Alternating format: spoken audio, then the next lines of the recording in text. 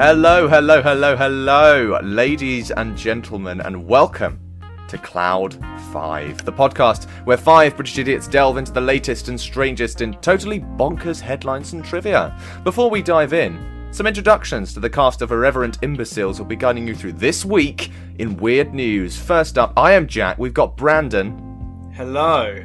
We've got George. Hello. We've got Joe. What was that? And we have Luke.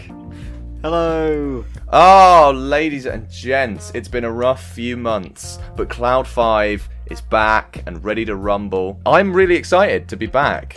This season 2, it's been nearly, I believe, 3 or 4 months since we did our last episode, and you guys have been absolutely clamoring for more. Since we announced our return, we have actually had some really great messages from people and some and people in person telling us how excited they are. So we are really flattered, and we hope to provide you a good show. I've had none of that. Oh, they hate me, clearly. Yeah. Next season will be without George. Don't worry. So we just won't do it with him. He's a bit of a dead weight. Okay, but without further ado, I hope everybody's ready. I'm fucking ready. Let's go. I'm ready. Cloud 5, Season 2, Episode 1.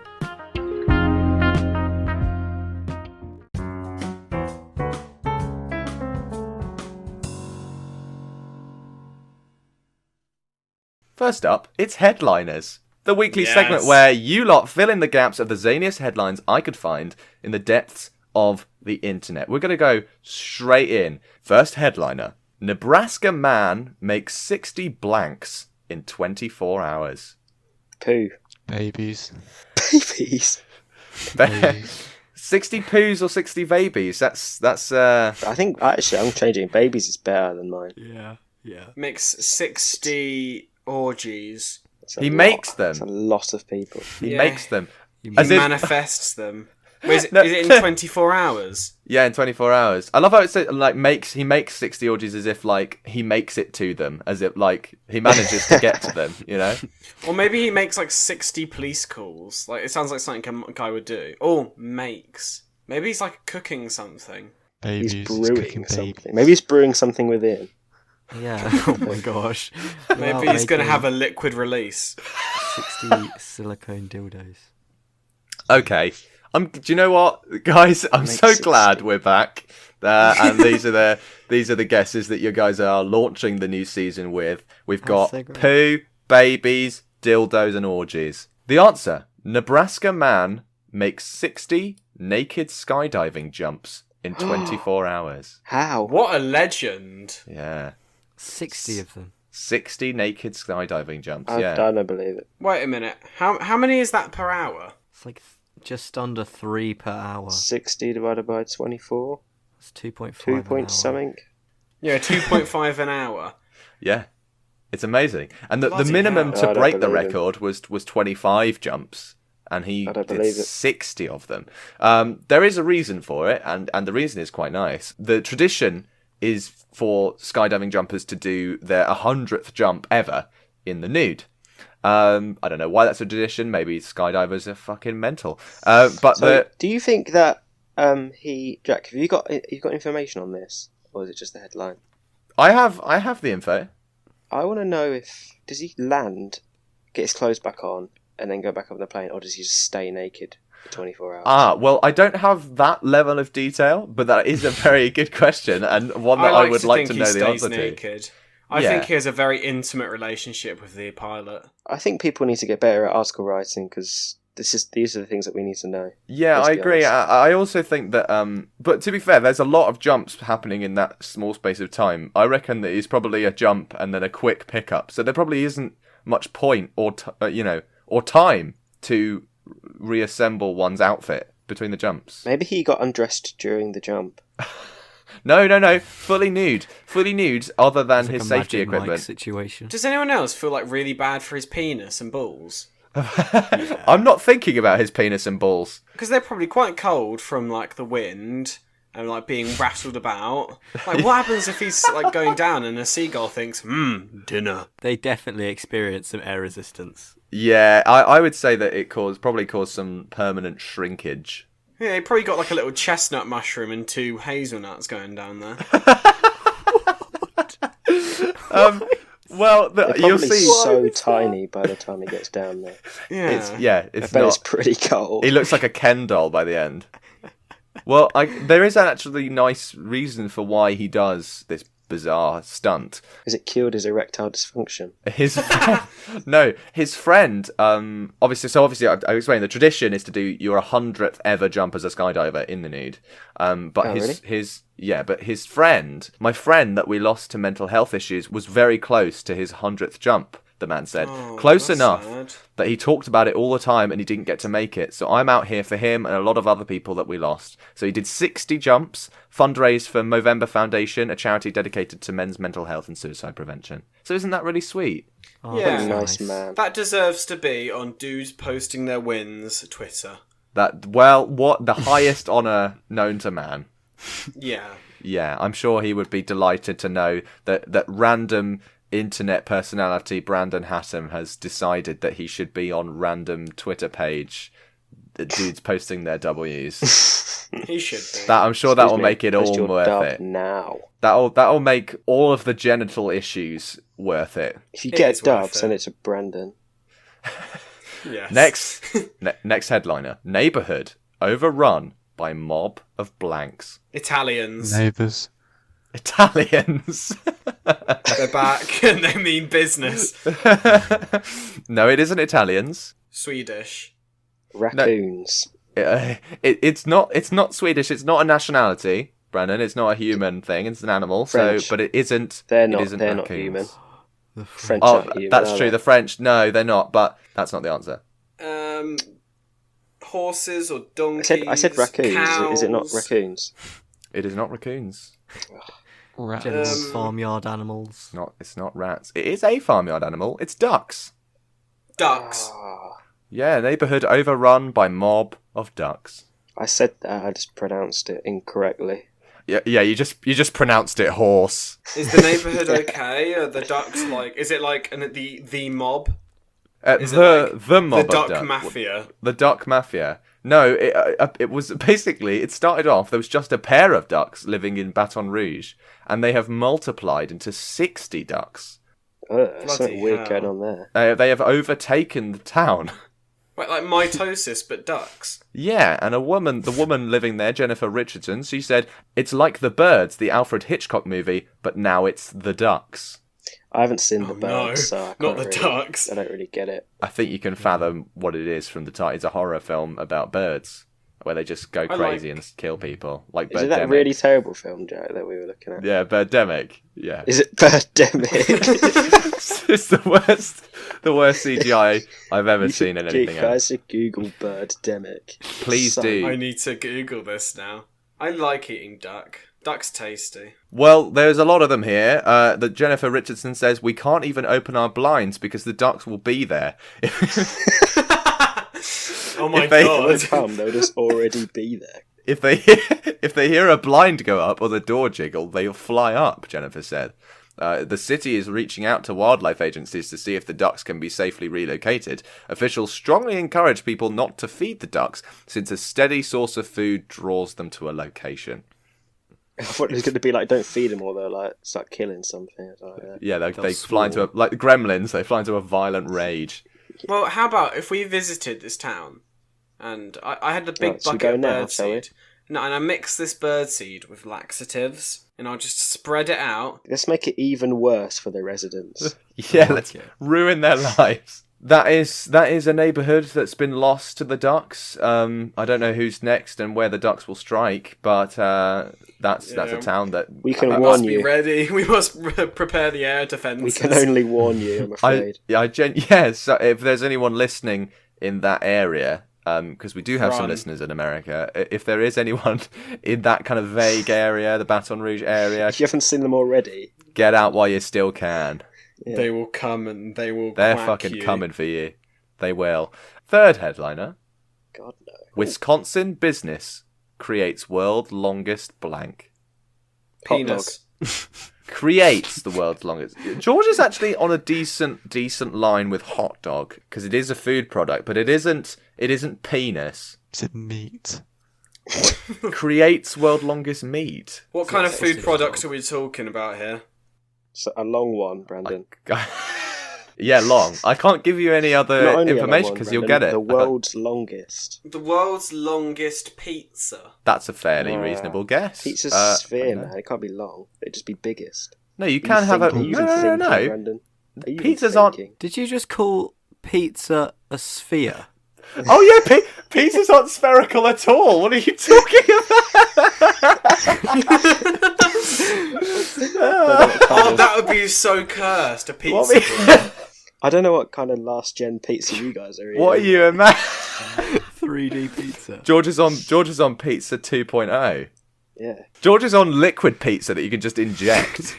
Yeah. Oh, slurping that pizza. No, it's not a spherical or circular pizza of any description. It's not a long pizza either. It's not. Is a pizza. it banana? No, it's not banana.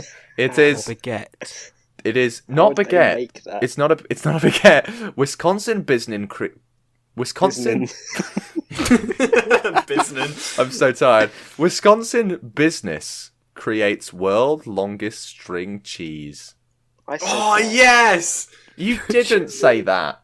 You said spherical pizza. Because you're a fucking idiot. But the Weyawega Star Dairy unofficially broke its own record for the longest cheese string in the world. The owner said his father, former master cheesemaker Jim Nouse, which is a job now. Master cheesemaker. Yeah, presided over the first successful Guinness World Record string cheese attempt in 1995. And the record was updated in 2006 when the business created a 2,000-foot-long piece of string cheese.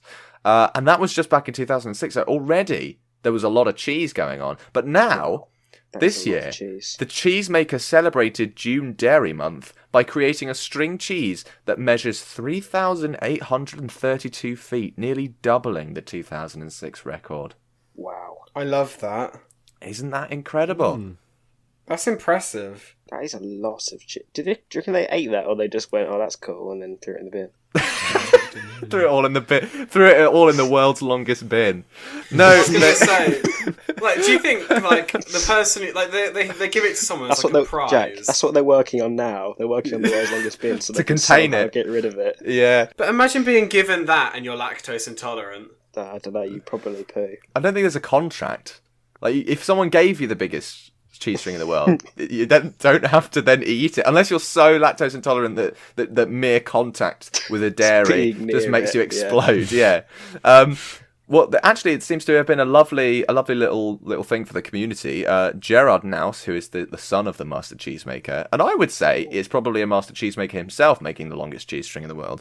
But he says, the greatest part here now is the community coming together in this. You've seen all the people that came here. They enjoyed every bit of it. When we got done, everybody got some cheese to take home. It was on the Nouse family, and I hope everybody enjoys it, he said. Everybody got some cheese to take home.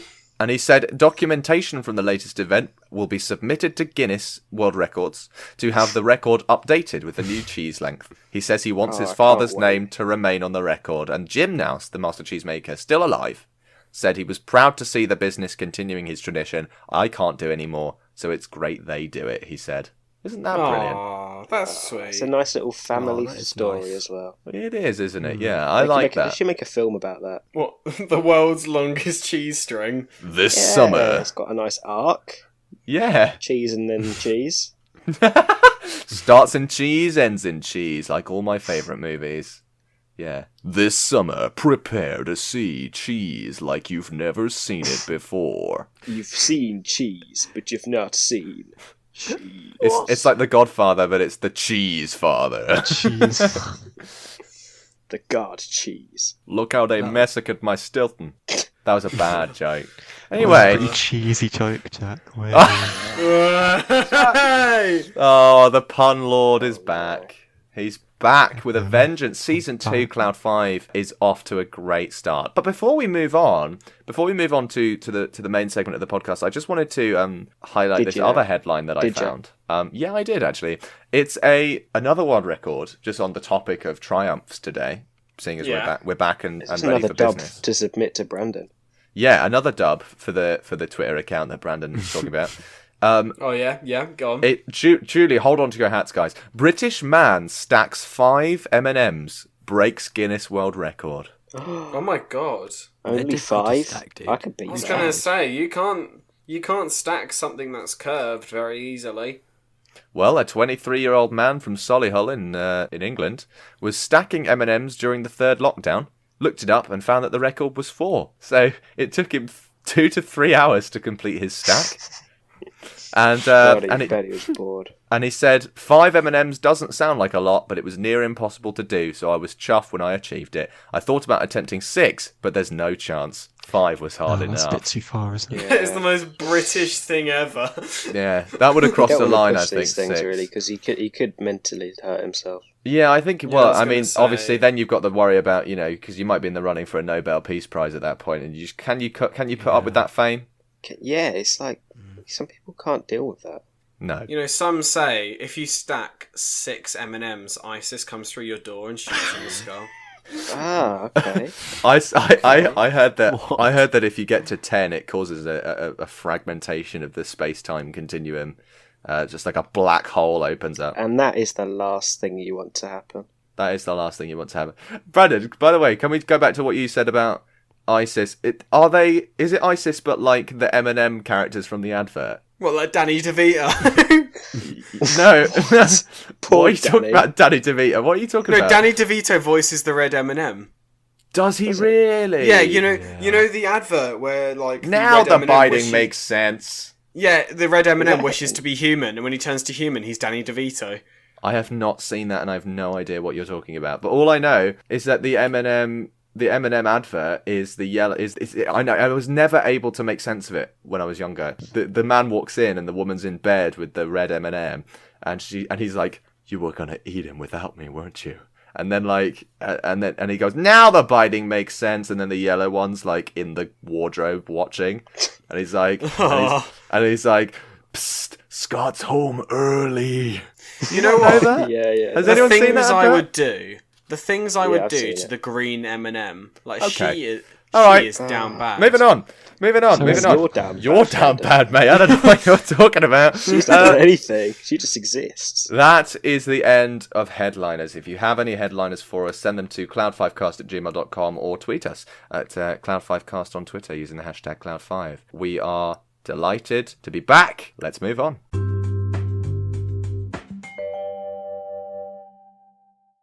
So, just some housekeeping stuff before we move on to the rest of the podcast. Firstly, episodes are going to come out instead of weekly like we did last time.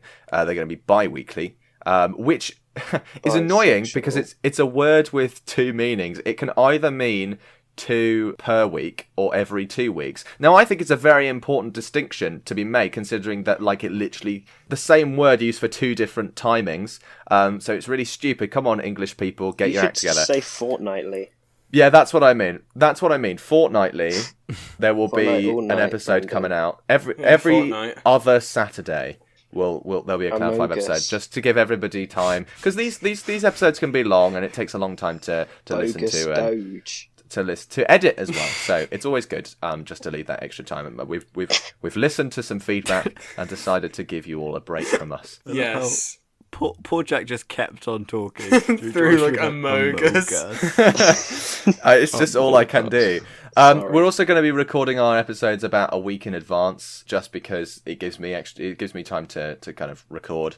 Because last time it was very sporadic, and I was working my fingers to the bone to try and get them out on time. Yeah, it wasn't and also allowing us to record them a week in advance means that I can get the YouTube upload and the Spotify upload to be synchronized, which means everybody gets it at the same time, which is just lovely.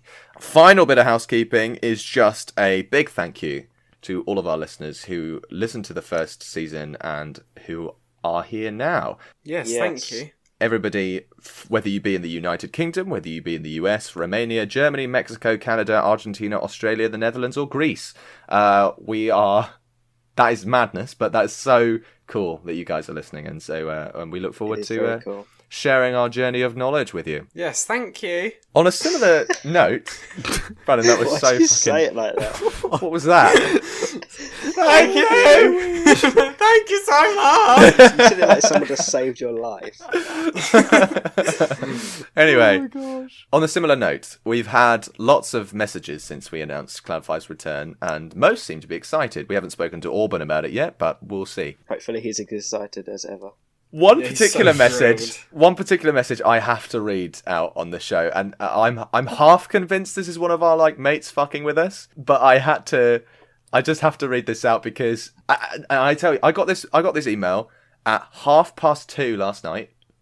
Right. And I can tell you, 2:38 guys. or something. Yeah, 2:36 at night, and I can tell you that it has taken every ounce of my resolve not to share this with you guys in the group chat earlier. So I've held on. Uh-huh. This email here. Hey guys, Ronnie here. Big fan of the show.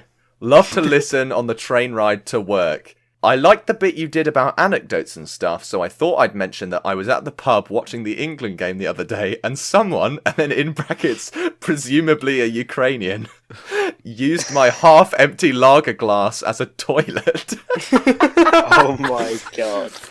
Now, what is great about this is that Ronnie does not specify what was deposited in his lager Which glass. toilet? Yeah, which function he's referring Did to. he front of him?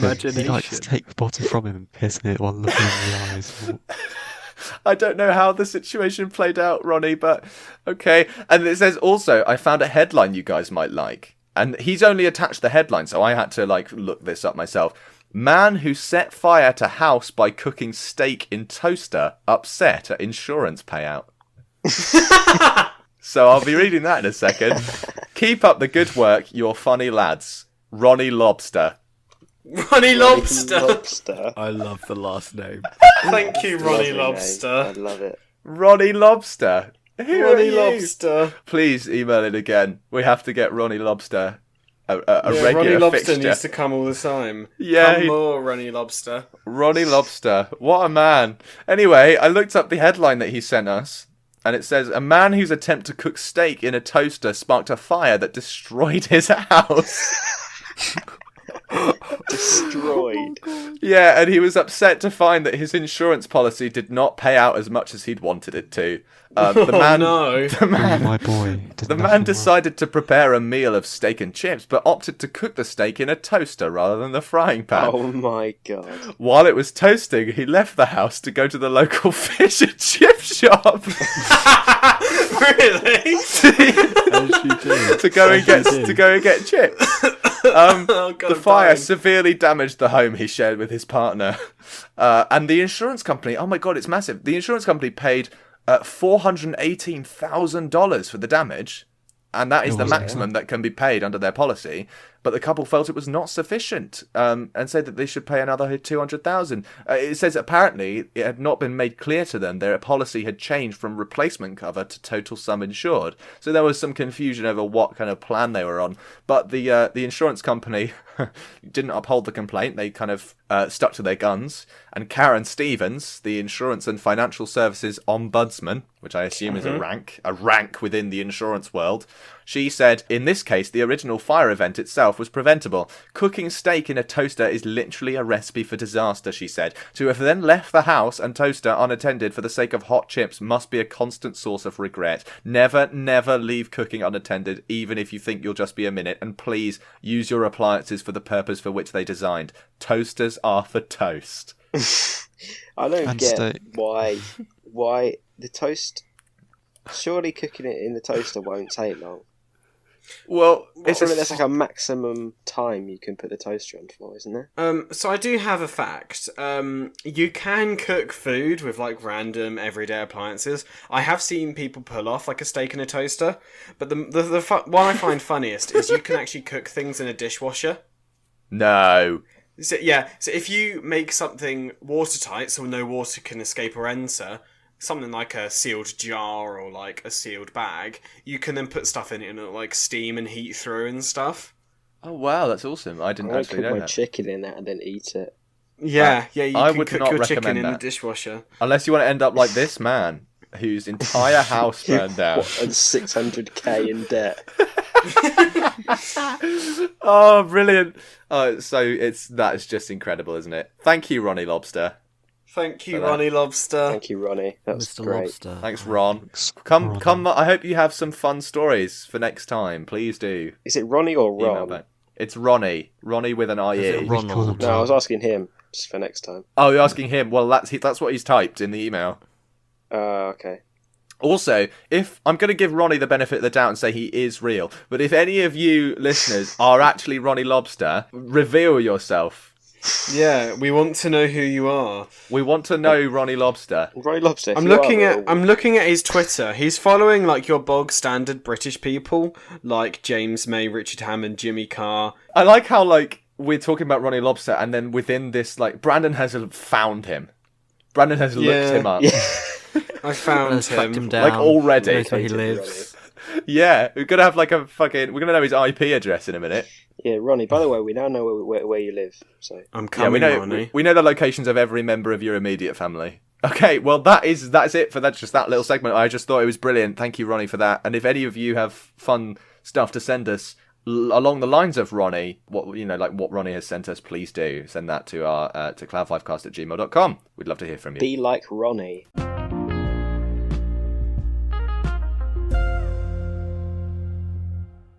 This week in Weird, what kind of stuff do you guys reckon goes down at a redneck rave? KKK. Meth. Brilliant. This is the typical UK perception of the American South, by the way. Yep. Yeah, meth, Oh, and KKK, like, banjos, you know when they get on a horse and make it dance around a ranch? Some of that as well. Some of that and going some on. women being horribly attacked.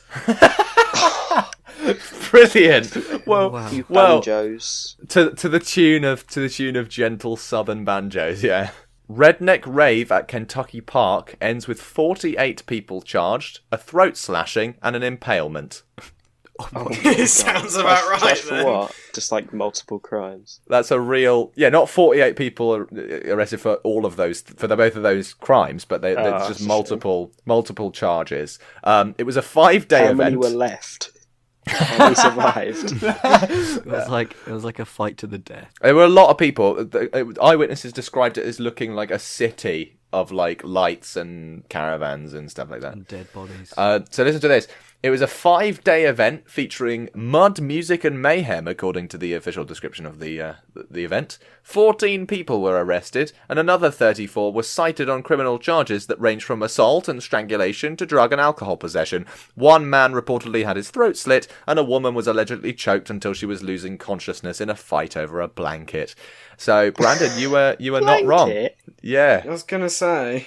Some reported accidental injuries, such as this one person who was impaled by a log that pierced the floorboard of his vehicle. I don't know. I'm trying to understand how that worked. Like he was sat in his vehicle and suddenly there was just like what? Did he Then crash? there was a log, and then was he he was riding on over the- a moat with like pikes in the bottom of like what was happening? It's like in Minecraft, you know, when you got a sapling and you're like bone mealing it, and then the tree suddenly appears as it grows. He I was- bet, It was yeah, like I that, bet but, somebody like, was in real life. bone mealing a tree below the car. and then it just and then he just happened to be driving over. I mean, it. what other like explanation is there?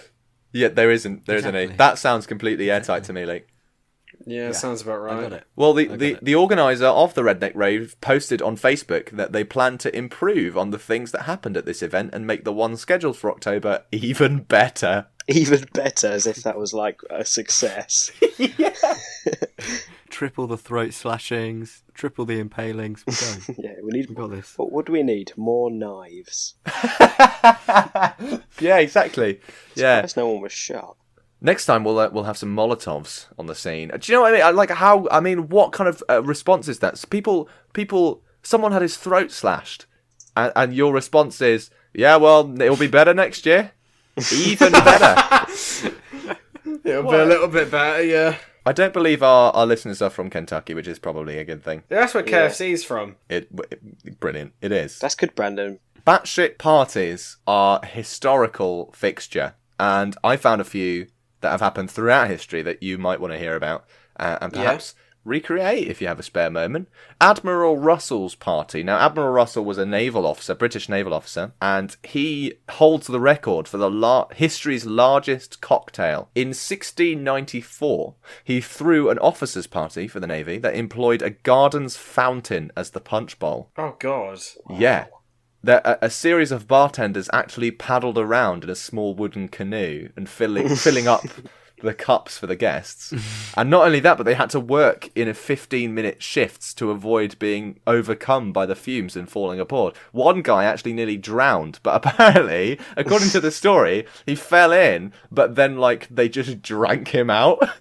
Like he fell in and then they just finished off the thing quick enough that he lived. What? Oh my That's speedy. God. I think it's probably a load of bollocks, but We've identified this one early. a bollock has been located. But it is true that he did fill a fountain with punch. The concoction itself contained 250 gallons of brandy, 125 gallons of Malaga wine, 1,400 pounds of sugar, 2,500 lemons, 20 gallons of lime That's a juice, whole lot of lemons. and 5 pounds of nutmeg. So it's disgusting. Well, I'm sure it was delicious because they did actually finish the fountain. The party continued non-stop for a full week, pausing only briefly during rainstorms to erect a silk canopy over the punch to keep it from getting watered down. Oh, God forbid that happens. Yeah. It better not get watered down. No. No. And then the festivities didn't end until the fountain had been drunk completely dry. Wow. That's Incredible. A lot of festivities. I would never want to have to go there. Well, I don't think you have to. It's not a mandatory thing. But I'm sure the 400 This is years just the ago. outline of our holiday this Oh year. yeah. Luke's going. Oh, for fuck's sake, we were going to go to the to Admiral Russell's party. Been dead for fucking 350 years. Sorry, you have to rearrange now. Yeah, god damn it, you've thrown off our plans, Brandon. We were gonna make a cocktail involving 250 gallons of brandy. Oh. There's another party, the Field of Cloth of Gold, where King Henry VIII of England and King Francis I of France, which is a great name for a French king. King Francis of France. Yeah, yeah. Kill him. They hosted a joint summit in 1520 in a valley near Calais. So it was supposed to be nurturing friendly relations between the two countries, but it ended up being like a competition in party form. So for 2.5 weeks, these kings kept trying to upstage and like outspend one another by just hosting a spree of like drinking. They did jousting, they did archery, feasting. The banquets themselves had elaborate tents and pavilions, and then meat from over 4,000 lambs, calves, and oxen, and fountains that spewed wine. 4,000. Yeah. It's not enough, is it? I would Really? love to go back in time to be like Renaissance era, where like people just had ridiculous amounts of money to do stuff like this. Yeah, I mean, wouldn't it just be the most insane... Do you reckon there were some impalements and stabbings and all of that stuff there? Oh, someone definitely got like chlamydia or something. Do you think that was the What? most severe it got? Someone got an STI? Oh, Well, you never know. Surely not. The highlight of this particular bender came near its conclusion. Jack, it's 2021. You can't say that. Oh, yeah, I didn't even thought about that. The two royals. Listen, because this is just incredible, and I think we should do this now. Be taking notes for the current political atmosphere. The two royals squared off in an impromptu wrestling match, and Nice. apparently, you'll be sad to hear that Francis tossed Henry VIII to the ground. Wait, isn't Henry VIII like incredibly morbidly Wasn't obese? he massive? He wasn't at the time. He only got that towards the end of his reign. Yeah, towards the end. Yeah, exactly. He was quite sprightly in his He was very prime. athletic for most of his life. So. Yeah, he was. Team, though. Henry So he's VIII got- was like a very kind of fit, athletic dude, and he was pretty much like one of the most handsome men in the land, apparently. And me. then I think he suffered an injury. Yeah, like I said, jousting injury that Yeah, He had like crippling got a like green gout cock. and leg pains. Got fucking horrific. Yeah, I think he did get gangrene and was riddled also with did have like syphilis. STDs and stuff, and he just it got so bad. And it was horrific. But no, while this was back when he was still in fighting condition and was able to wrestle the French king, who apparently beat him, which is incredible, considering what we know about Henry VIII. It's a shame because this event drained both nations' treasuries, and yet, despite that, it still failed to initiate an era of good feelings, and by 1521, England and France were once again on opposite sides of the war a year later. Wow. Right. Just I not bet enough you it's money because spent. they wrestled. Do you reckon? Do you reckon that fueled some like personal beef between them, and Henry was like, the French are gonna fucking pay for that. Yeah, and I bet you, like a year later, he just wakes up in a cold sweat, like, I remember that, and he basically declares war. Yeah, King Francis got mud in my arse crack, and I'm gonna just burn his nation to the ground. The last party I wanted to talk about in this segment is a bit more recent, in 1829, which was the president of the US, Andrew Jackson. Oh my god, I can't talk today. Action. And his inauguration. United States. Shut the fuck up. Leave me alone. It was March 4th, 1829, and Andrew Jackson had his inauguration, and it nearly turned into a drunken disaster, because after giving his speech, he returned to the White House, which was hosting like a big open kind of reception to allow the public to greet their new commander-in-chief. Before long, the place was crammed with thousands of rowdy well-wishers, some of whom climbed atop furniture and knocked over glassware in their struggle to catch a glimpse of the celebrity president. Good God, I know. Oh my god, that is horrible. But Jackson's staff tried to control the rabble by serving alcoholic refreshments. Yep, good. As if that will help things. And the scene got worse.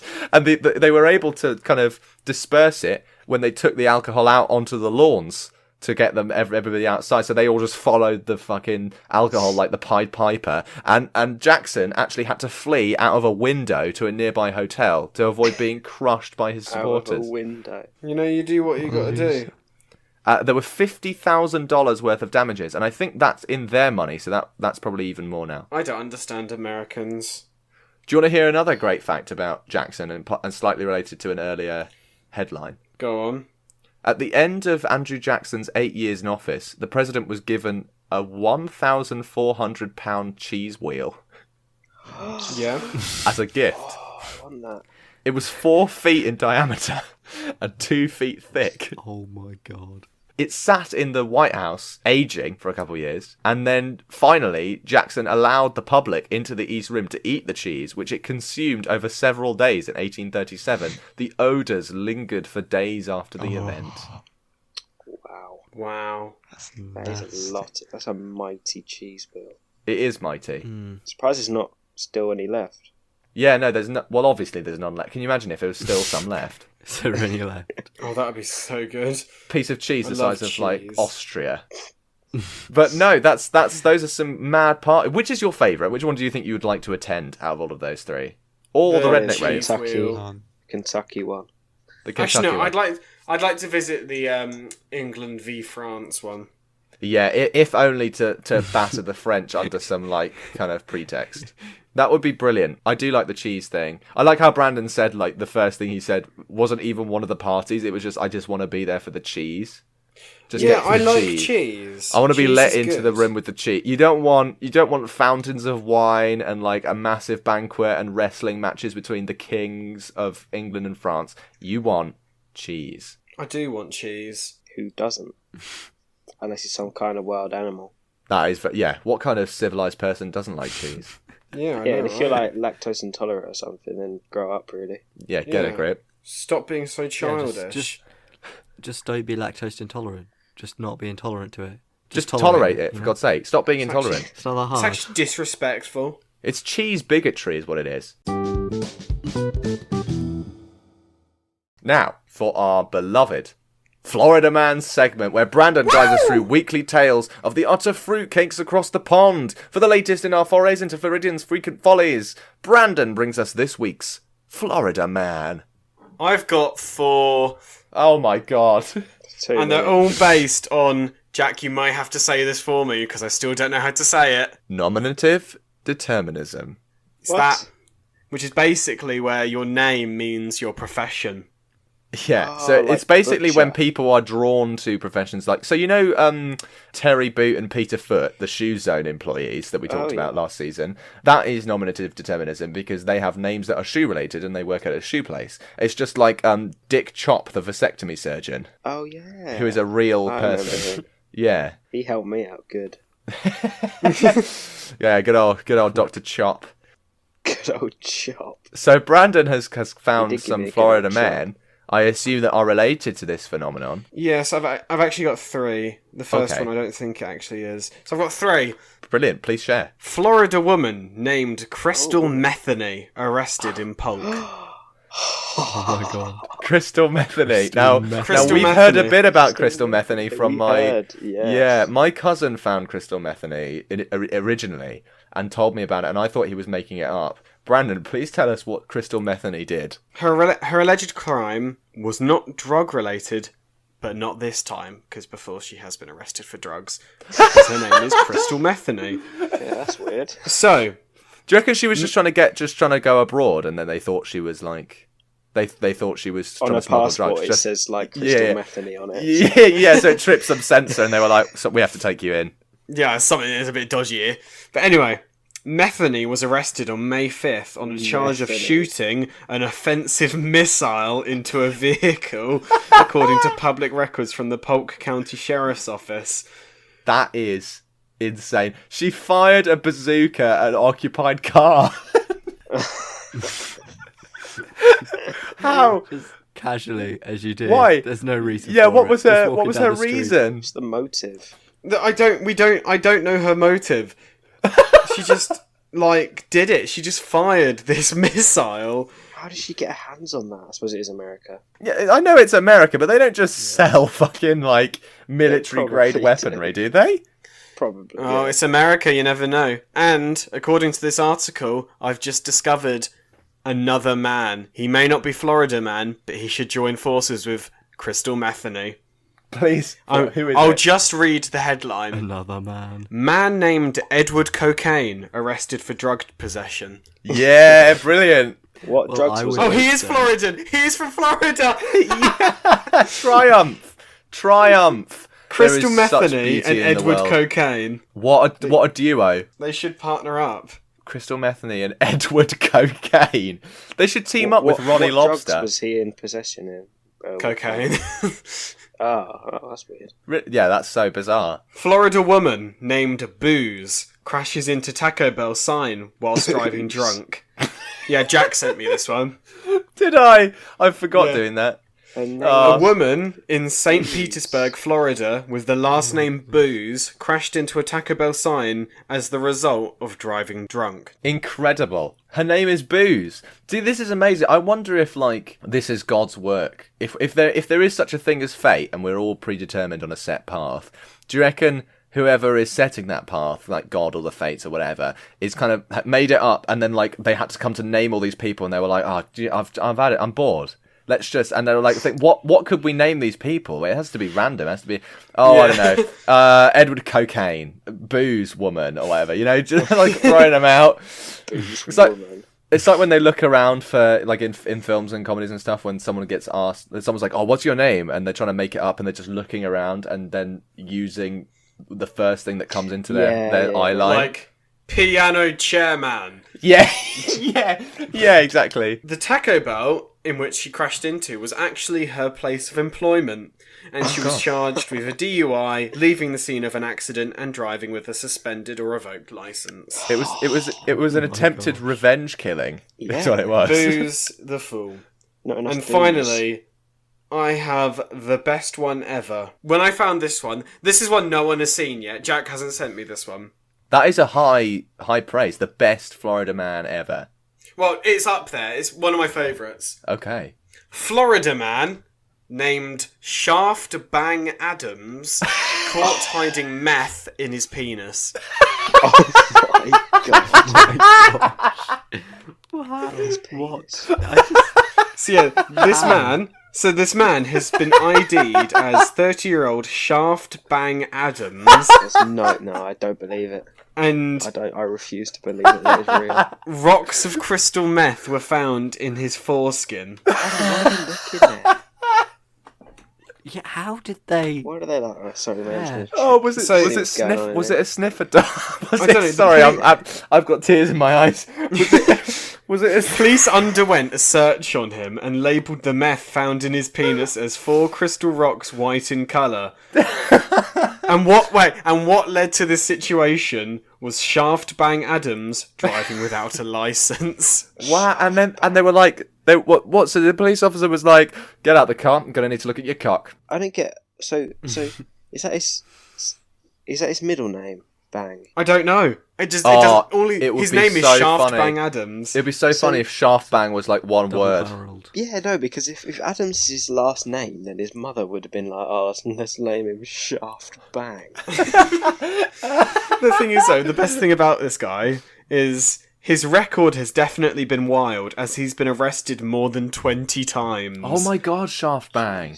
Crimes including domestic assault, battery, possession of a controlled substance, possession of a firearm by a convicted felon, and false imprisonment. Oh my god, what He's a been man! arrested for false imprisonment. So if he imprisoned somebody wrongly, and then he was therefore imprisoned for it. That is incredible. Amazing. I love that. I understand why you say that is the best Florida man, because that is definitely in the running. I think my favourite Florida man is probably the guy that did strange dance at McDonald's before trying to have relations with a railing. That absolutely he killed was a me. classic. And what's brilliant as well is one of my friends, that is her Florida man. Well, from her birthday. Oh, on her birthday. From her birthday, yeah, that is her Florida man. Because I was that's so good. I was telling her about it, and I was like, "Oh no, look up your Florida man; it's really funny." And she looked it up, and it was that one. I was so happy. Wow. Oh, I love that. What an honour. Oh, but yeah, that's That really is amazing. that's Florida Man for today. Wow, About thank you, Brandon. Crystal Metheny and Shaft Bang Adams. You know, when we introduced this segment, I did wonder, like, initially what the longevity of it would be. Like, how long would this last? Surely there can't be that many Florida people to trudge, just kind of They are crawl through. infinite. But it is the gift that keeps on giving. I am amazed that we're able to get Florida men without fail every time we film an episode. Not just one, but multiple a week. Yeah. It's incredible. Well, some of these are from years before because I tried to do a theme, but Shaft Bang Adams was arrested only a few days ago. Wow, that's brilliant. Sharp Bang, getting up to. So imagine, like, at school, if he did go to school, there'd have been like Shaft Bang on the register.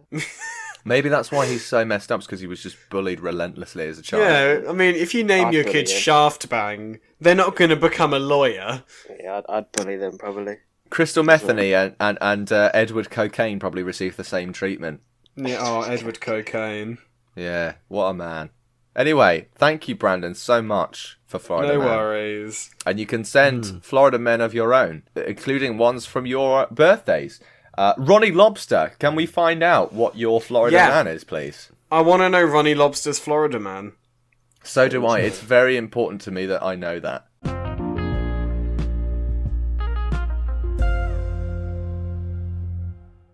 This week in Weird. Tragic news this week, guys. Oh no.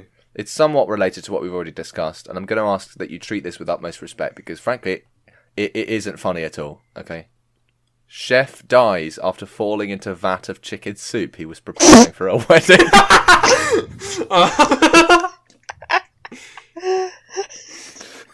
It isn't funny. a chef died after falling into chicken soup. It isn't funny. He was 25 and he was a married father of 3.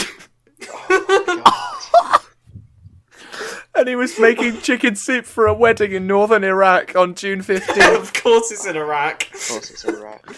And he died. How did he fall? I don't know. But he died as a result of burns that he sustained when he slipped and fell into the vat.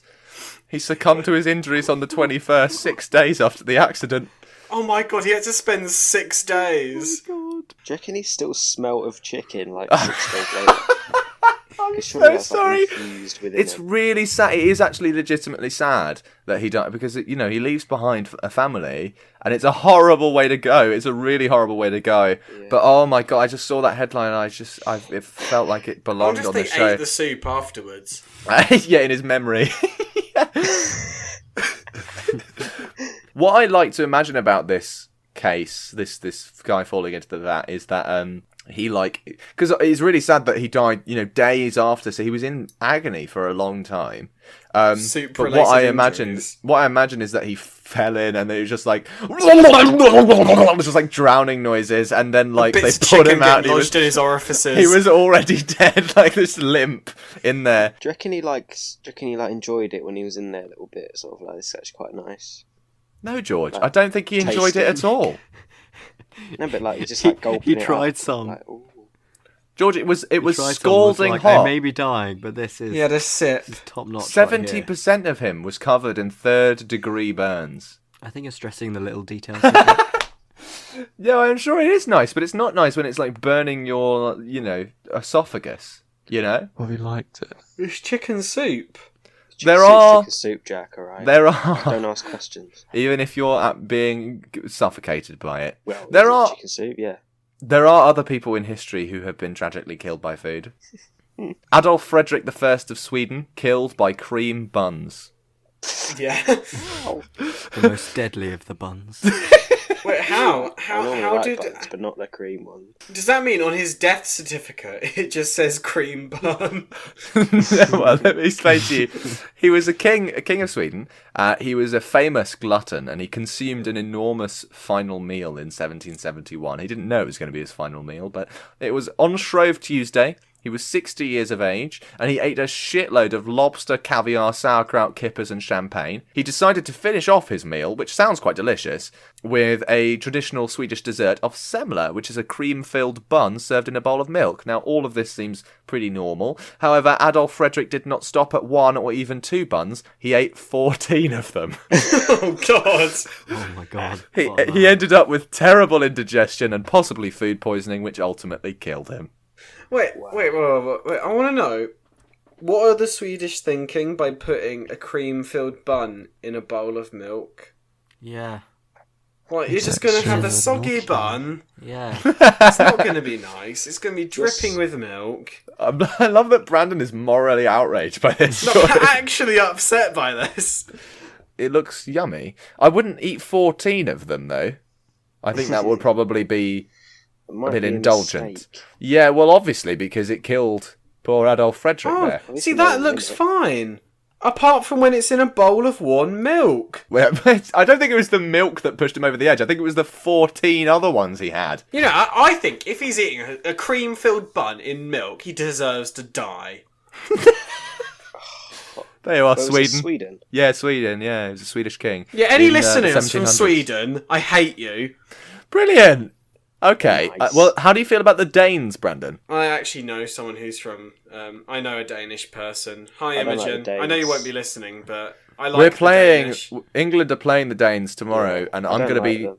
I'm going to be talking about this story tomorrow. Tycho Brahe, who was a famous Danish astronomer, he was killed by drink and politeness. Now, this takes some explanation. He was an Right. awesome astronomer and teacher of Johannes Kepler. You may have heard of Kepler, Kepler's comet, and all of that stuff. He was a badass. He was a founding father of astronomy who was able to make super accurate measurements without a telescope. He lost his nose in a sword duel, so wore a brass prosthetic that he'd replace with gold or silver for special occasions. What a fucking That's awesome cool. dude. While seated at a banquet in Prague, he found nature calling urgently in the urine department. He refused to get up to relieve himself because he considered it a breach of etiquette, so despite his discomfort, he remained sitting, continuing to eat and drink until his poor bladder could take it no longer, and it ruptured, causing his death 11 days later from uremia, which is urine in the blood.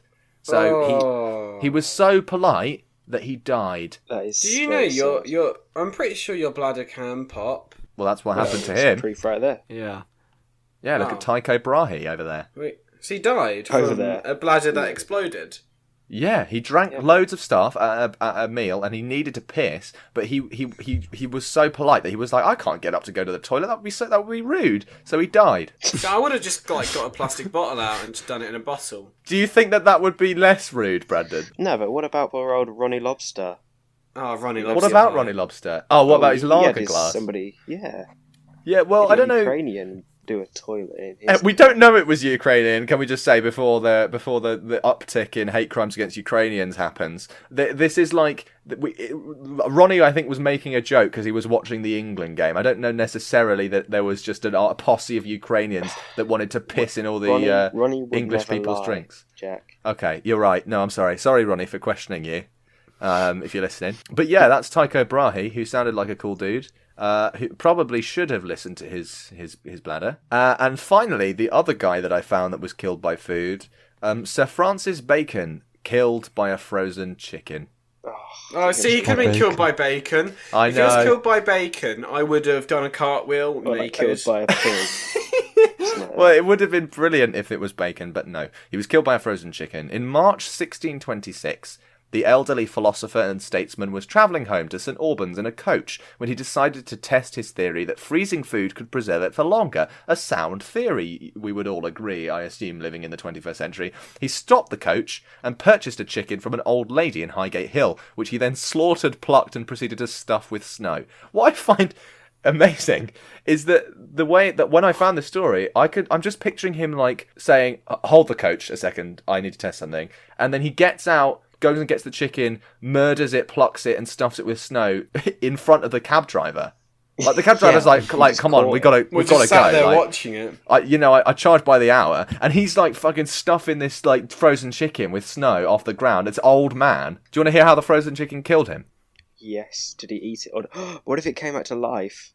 How do you think that this killed him? Choked on it. I think he accidentally like cut his hand on like the beak or something, and it like gave him like blood poisoning or like chicken poisoning, or maybe like the chicken's like brother like ganged up on him and killed him. Chicken poisoning. Revenge. Those are sound guesses, but actually it was the exposure to the cold and wet that caused Bacon to contract pneumonia, from which he died some days later. So he didn't even get killed by chicken? Well, no, it was a direct result of the chicken. And allegedly, the ghost of the chicken returns to the site of its death at Pond Square in Highgate and still occasionally appears to unwary passers-by, running around in circles and flapping its plucked wings. Huh. So, the chicken that murdered Sir Francis Bacon. That's pretty cursed. He was just an idiot. So that is this week, and with that's people who have been killed by food. Stay away from vats of chicken soup, cream buns, especially Swedish ones, drink and politeness, and frozen chicken. Stay away from all that. And you'll live a long and bountiful life, I'm sure. Yeah, you will.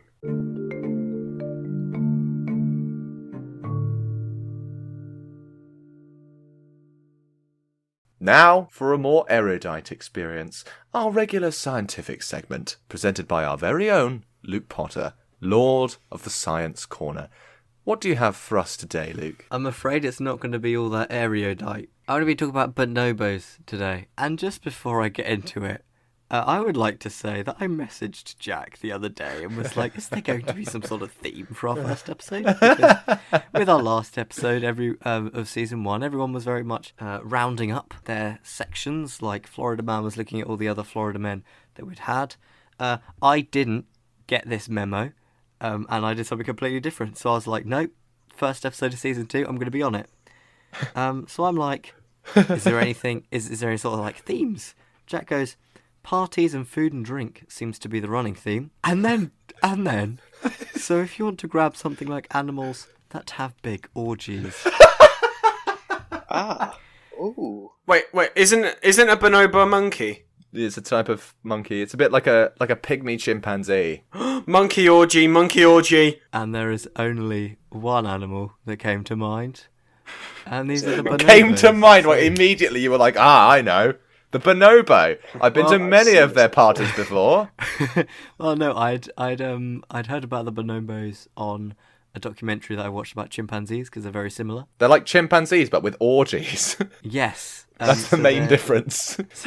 So the bonobos are like primates, like chimpanzees. They're the only other species in the pangenus, so chimpanzees are in the pangenus, and so are bonobos, and they're the only two species. Pansexual. Sorry to stop you, but Brandon has just uploaded an image I know. of two bonobos in missionary position. Oh my god. No. You're welcome. It's not an orgy there, Brendan.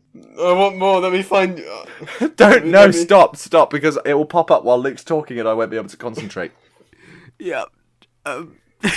So I'm just having a quick little background.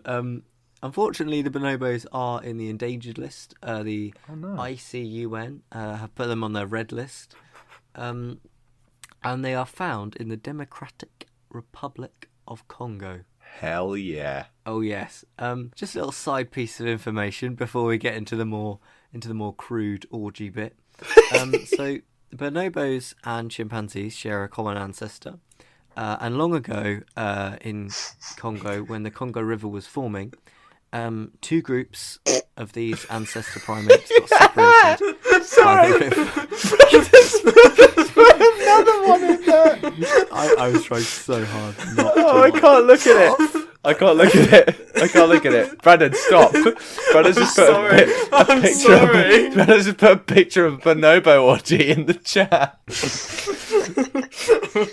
So anyway, as the Congo River formed, these two groups got separated, and as they evolved, they formed different species, and this is a form of speciation called allopatric speciation. That was just a lovely little side note that I had to throw in there.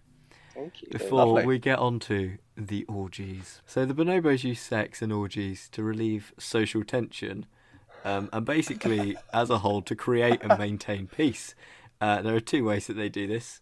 The first one is forming social bonds, literally and figuratively, and also to in like post-conflict recon. I forgot the word, but it's like recon. Reconciliation.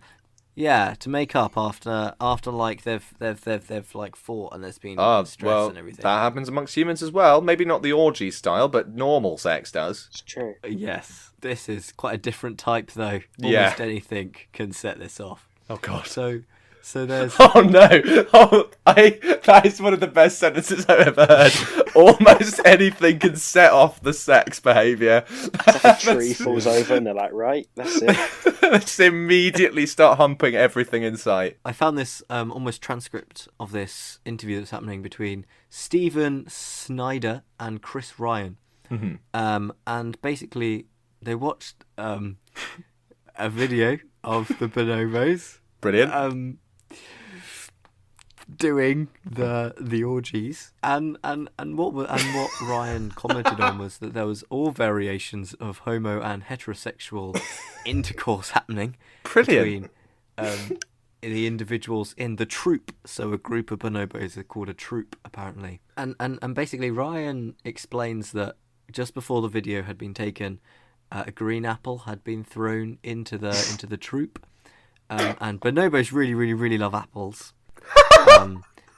So much so that this caused a lot of tension within the troop. What kind of tension, Luke? Sexual tension, George. You know. Oh my god, this is the best. And so bonobos love apples. They really love them. They really love apples. No, seriously, they do, and this was enough to put tension in between. But bonobos love peace even more, and so to just spell the peace, they all had sex with each other, and then they go on to say that the almost alarming thing was that there was no orgasm happening. It was very much like quick. In this person, move on to the next. Wow. Yeah. Gonna get as many as I can.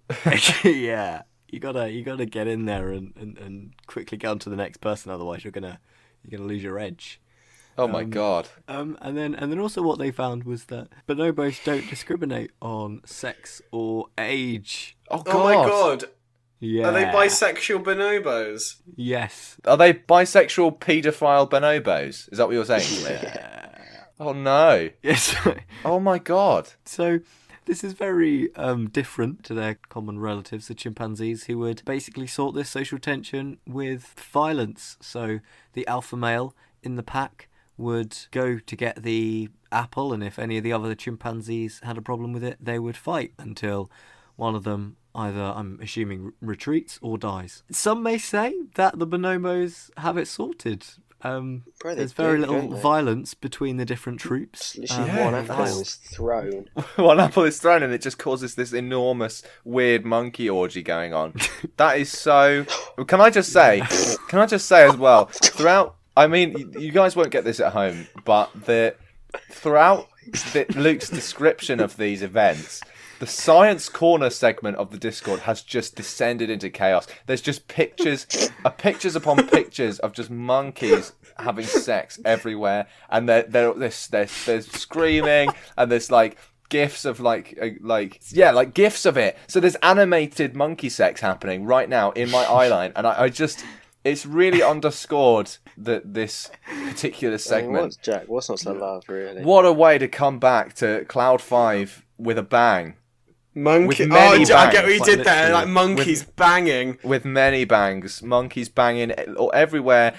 Also, I just think the fact that the trigger is so like hair thin, like anything can happen, and they'll just immediately be like, I know how to solve this. They will descend into an orgy. We shall have sex with everybody. The only exception to the no discrimination or age or sex is mothers will not participate in the orgy with their adult sons. Oh, that's good then. I'm glad there's a line that's been drawn. Jesus. You know, you got to put a line on incest. Yeah, you don't want inbreeding because that's bad for the troop. That is And very what's also- interesting, though, isn't it? Because they're not doing it for pleasure, obviously. Because you said that there's no orgasms happening. They literally do it. There is a function for this beyond just gratification. You know that. Bad. And then you say 2 ducks made a literal mob. Yeah, that's true. But the what is really interesting is that there is a function to everything that they're doing, and the reason why they won't do incest isn't because there's a weird taboo there. Like the mother, it's not like the mother's going, "No, that'd be fucking weird." It's just because that will not sustain a population. That's really interesting. And also what's quite interesting about these bonobo troops is that they're female led. So the chimpanzees are very male led. They have an alpha male, and then the alpha male will have almost their troop of backup males, and they Beta will males. constantly be in conflict with other chimpanzee troops. I'm assuming they're also troops, but the bonobos very rarely fight, and in fact, when they do come across another bonobo troop, they will have intercourse and cause another orgy. Because Amazing. why not? Just a Why larger not? orgy. What happens if like multiple troops meet up at one point? They're like, I bet do they all look at each other and go, "Oh no." And what happens, right? And what happens if they finish? They're all like sat there, like really tired, like, oh, finally. They have a Look up cigarette. and they look up, and another group appears, and an apple falls. Like, oh god, not again. There's only one thing we can do now. Yeah, they're like, "Oh no, it's happening again." Luke, before we close out the segment, I did notice as well, just a little side note about the bonobo orgies, is that apparently, according to Wikipedia, bonobos and humans are the only primates to engage in face-to-face genital sex. Wow. This is the thing. I was looking into this, and if I'm totally honest, there was a line. I was so. Wikipedia goes into so much detail about it. I can I imagine need Luke like so doing it at like arm's length, the whole thing with like it's just contorted in horror. Yeah, like squinting with one eye, like as he scrolls through. Yeah, like oh my god, oh I'm sorry for putting you through that, Luke, but my god, is that an amazing science corner to start off season 2? Oh my Yeah. god, Yeah, that is incredible. This is my favourite one so far. Is it? Yeah. Is it now? Did you know that also, oh my god, this just gets better, sometimes two bonobo males hang from a tree limb face to face and fence with their penises. Nice! God, I hear Sword that. fight. Yeah, and they rub each other's rumps as well. Bit of rump rubbing. Yeah, they I do like- loads of stuff. I like a bit of. Okay. rump Okay, we're rubbing. moving on. We're moving on now. before Brandon starts talking about what he likes. Thank you, Luke. thank you, Luke, very much for that Science Corner, and we hope the listeners at home enjoyed that. We hope you, Ronnie Lobster, enjoyed that, and that is a brilliant way to start off season 2. Yeah, I was traumatized looking at some of the. Also, just on a quick side note, I also looked up on Google what animals have orgies, and I was astonished by the amount of porn that came up. Oh, God. No word of a lie. No word of a lie. Oh, no. The whole first page. I was like, who watches that? I was disgusted. There's a I was market like, for oh my everyone, God. Luke. There's a market This for was- everyone. This was after looking at the really in-depth bonobo orgies. I Yeah. was like, I'm not. You I'm were not- already, I'm- you were at your wits' end by that point. I was done. I was like, you know what? I have got considered enough. setting up a Patreon for this show just to just something very cheap, just so that we can kind of finance bigger stuff and promotion and stuff like that. But I do think if we were to do a Patreon, most of that money would have to go towards counselling for our poor Science Corner. Lord of the Science Corner needs a bit of, he will never be able to look at a monkey ever again.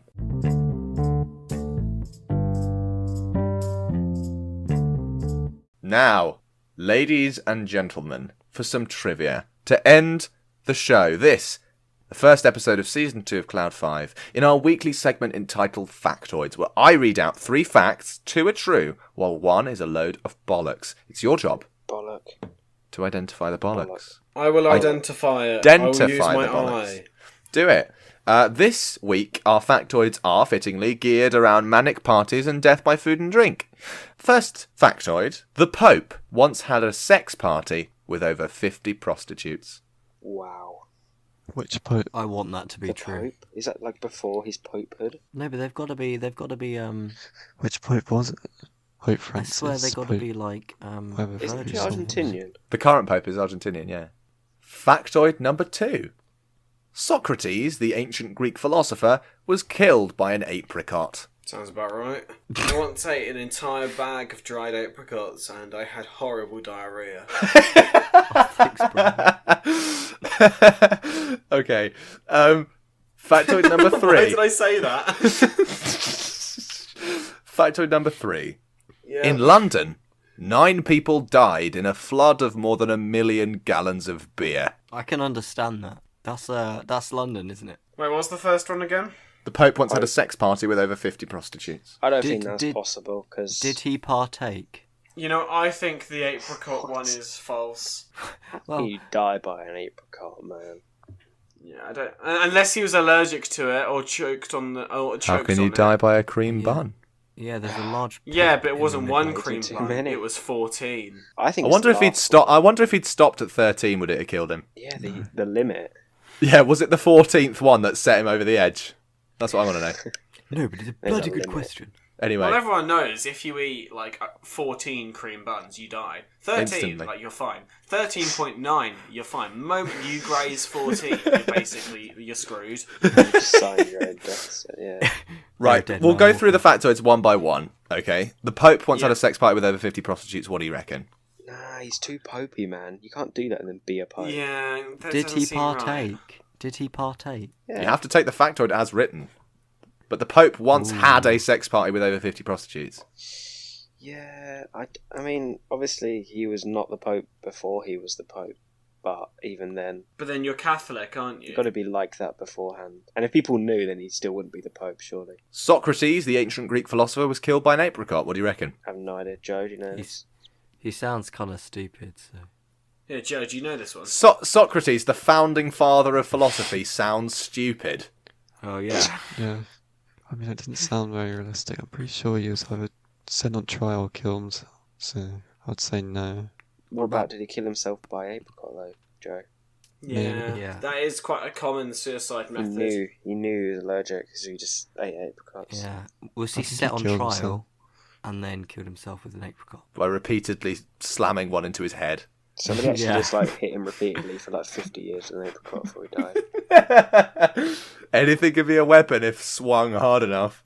He probably just drank poison or something. That's so used to it. Are apricots poisonous? There's cyanide in apple pips, isn't there? Yeah, but you'd have to have so many. Cyanide does occur in most fruit seeds and stones. Factoid number 3. In London, 9 people died in a flood of more than 1 million gallons of beer. 1 million. What, 1 million gallons? is quite a lot. Yeah. What year would that have been, do you think? Probably ages ago. Probably at least 1870. Everyone knows that beer was abolished in 1880. Yeah. I'm going beer flood. I think George has gone beer flood. too many. I'm bollocks. going apricot. Brandon's going apricot. Once false. Joe is going apricot. Luke. Ooh, I'm going apricot as well. Wow, okay. What? Three on apricot, 1 on beer. Ah, you guys, You've been abandoned, George. you've left me. I can tell you that the answer, the bollock, is factoid number 2. Yes. Yes. Oi. Oh, yes. Socrates, the ancient Greek philosopher, was not killed by an apricot. Joe is right. He has a really great knowledge of this kind of time period. During a time of great civil unrest in Athens, Socrates was actually put on trial for quote-unquote corrupting youth, worshipping false gods, and not worshipping the state religion. Essentially, he was a very prominent thinker and possibly the father of philosophy as it stands. His student was Plato, whose then student was Aristotle. So there's this whole. Oh, wow. All the philosophers in that era are massively influential, and they were all kind of connected. And Aristotle tutored Alexander the Great as well. Yeah. So you're telling me the Pope had a massive orgy? You will get to that. Socrates basically is because he was a big thinker and he was very influential and he had a lot of followers. He would often, and I believe he was an atheist as well, which was generally not a fun time. That's not allowed. But It's bad to be an they atheist. didn't really have a problem with him, but because it was a time of civil unrest, they were at war with Sparta. Sparta kept taking over, and then they kept pushing him out, and then so there was a lot of governmental shifts and stuff like that, and they really could not be dealing with Socrates rallying the youth, so they sentenced him to death, basically. They killed him. There was a big trial, and it's a very complex story, but we're talking about his death. And his death is very interesting because he chose to drink poison hemlock as his method of death, which is a highly poisonous plant. Mm-hmm. And basically, Plato, his student, was present at the time of his death and recorded in detail, possibly for the first time, the exact process of death by hemlock poisoning. Wow. Yeah, and So so you're he actually wrote that down.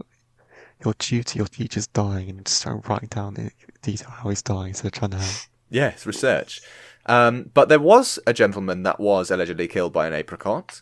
It was a Denis Diderot, a French philosopher. We can call him Denis Diderot if you like. But Dennis Diderot. Yeah, he ate a whole load of food at the table with his wife. He was a philosopher as well, but much later on. And the story goes that after finishing the meal, he reached for an apricot after eating a load of crap, and his wife scolded him, concerned for his health. Diderot scoffed and asked what the hell she thought an apricot was going to do to him. He ate it and then died. So that's what it will do to him. Other sources say he died of a pulmonary embolism, but I prefer death by apricot. Yeah, it's better. Yeah, death by apricot. Jack, I need to hear about the Pope and the prostitute. Yeah. I thought I that wanna might pique your interest. Yeah. Although often disputed by Vatican historians, probably because they think it kind of tarnishes their name a little bit. The famous banquet of chestnuts was held in the Papal Palace in Rome on October 30th, 1501. It included both nobility and senior officials of the Catholic Church, and also included prostitutes, nude entertainment, and all-night sex games. Wow. So don't worry, Luke. I didn't send you off on an orgy chase just for my own amusement. It was actually vaguely relevant. These courtesans, they were called, to use a polite word for prostitute. They danced with the attendees. They did a strip tease. A bunch of chestnuts were thrown on the floor, with which they seductively picked up. How do you... With the flaps of the vagina? Do you know what, Brandon? You say that as a joke, but I believe that some sources say that is exactly what happened. Oh my god. Yeah, and Pope Alexander the VI. Oh my god. An undiagnosed nut allergy. That would be pretty horrific. Pope Alexander VI and his 2 children, Caesar and Lucrezia, were there. They were watching. They watched. Yeah. They didn't get involved, obviously. That would be vulgar. That'd be horrible. Oh, Yeah, that would be ridiculous. And it wasn't long before the dinner guests got involved. Some decided to burn off dinner by just getting down and dirty with their choice of courtesan. Prizes, this is amazing, prizes were soon announced for anyone, including cardinals and priests, with the most ejaculations. And tunics of silk and other fineries were handed out to the winners. Competition towards the end. By the Pope himself. He gave the rewards himself. Wow. I love that. Oh my goodness. Sounds like a fun time. It does. It does sound like a fun time. That's going to be the official Cloud 5 reunion party. Well, just horror and sex and picking up chestnuts with our vaginas. Vagina that they have. That is exactly what's going to happen. Oh my god. Third factoid, which is a true one. 9 people died in a flood of more than 1 million gallons of beer.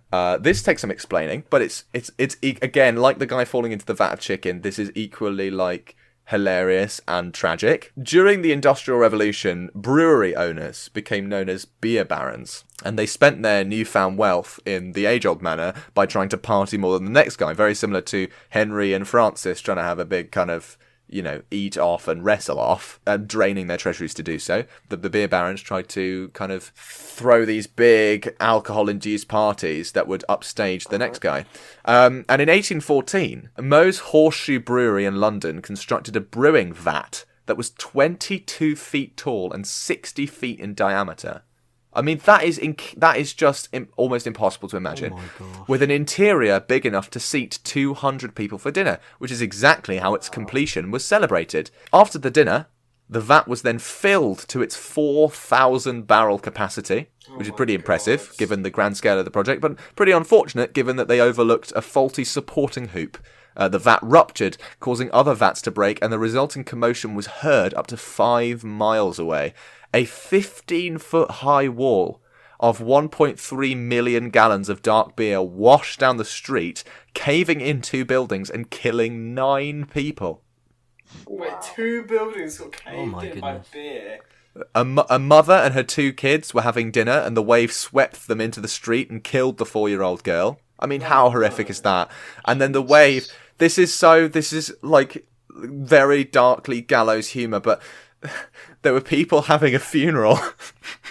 Oh no. Oh my god. And the wave of beer just absolutely flattened them.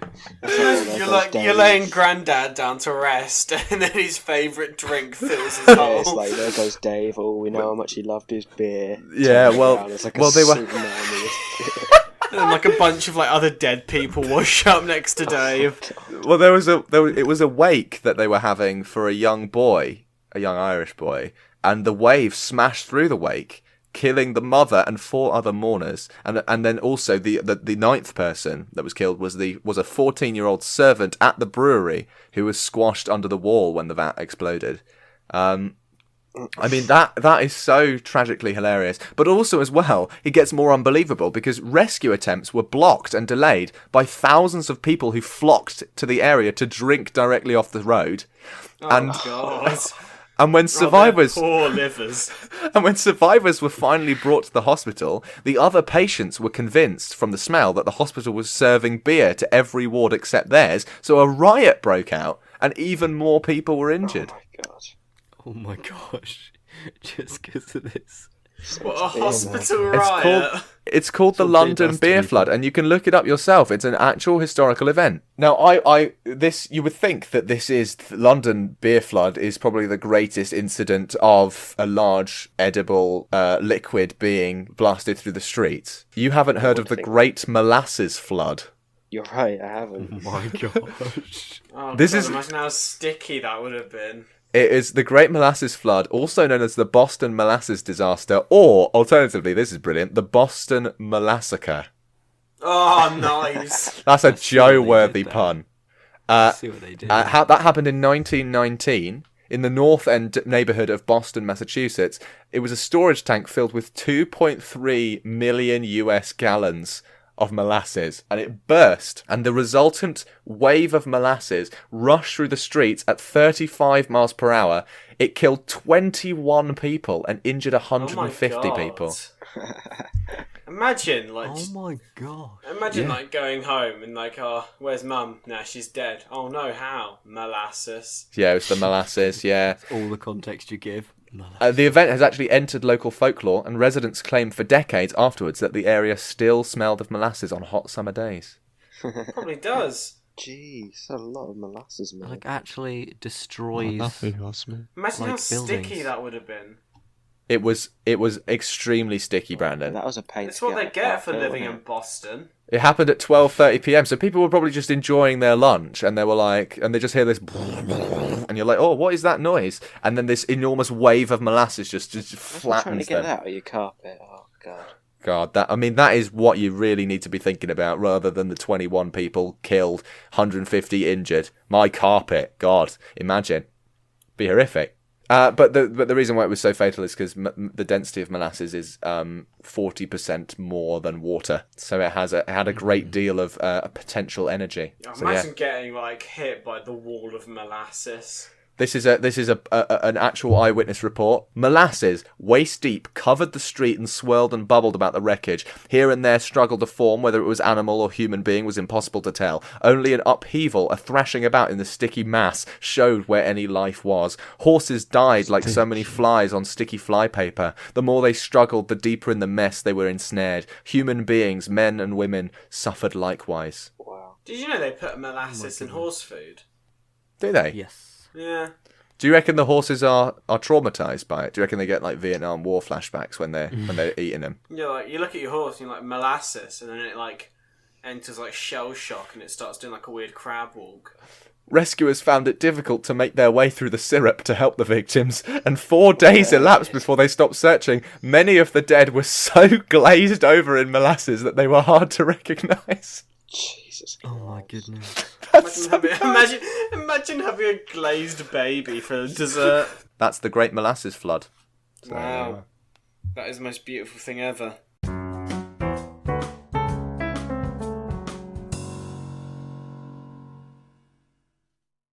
That does it for this week's episode of Cloud 5. We hope you've enjoyed our nonsensical ramblings and perhaps even learned something fun. If you have any questions, facts, corrections or silliness to send our way, you can contact us at cloud5cast@gmail.com. Leave a comment on the Cloud 5 Podcast YouTube channel or tweet us at Cloud5Cast using the hashtag Cloud5. What a revival, gentlemen. We are back and ready for action. Cloud 5. Season 2 underway. We'll have another episode out for you in just 2 weeks from now, and it's going to be lovely. And it was going to be more of the same, baby. More of the same exciting historical trivia, hilarious headlines. Yeah. We're so ready. You're ready. It's I don't know about you guys, but it's been a delight being back and chatting with you about this hilarious shit. And I hope you guys, the 4 of you have enjoyed it, and I hope that our viewers will enjoy it too. Have. Yes, it's been good. Yeah, Hope so Ronnie Lobster has enjoyed it. fucking Ronnie Lobster is the man. I hope he returns in future. I hope he. We loved your email, Ronnie, and we were very excited I by mean, least that. expect it, he's going to show up. Ronnie Lobster, if you hear me saying this, I want you to send us an email of your favourite picture of a monkey. Ronnie Lobster, I want to see. Can you just email us a picture of no subjects off your face, please? Yeah, Ronnie Lobster. Yeah, Ronnie. Send us a monkey and you. Yeah, exactly. In the same picture. That was the science corner and a half for the big bonobo orgies. That was madness. Oh my goodness, I'm traumatized. I know. I'm so sorry. By the amount of detail that everyone went into. Oh, so good. It's brilliant. And the Pope is having big orgies. Well, not currently, but the Pope had a big orgy. How crazy is that? Oh, Popey. What a man. What a god. Yeah. Well, we hope you've enjoyed, ladies and gentlemen. And with that, we bid you adieu. Goodbye. Goodbye. Bye bye. Bye.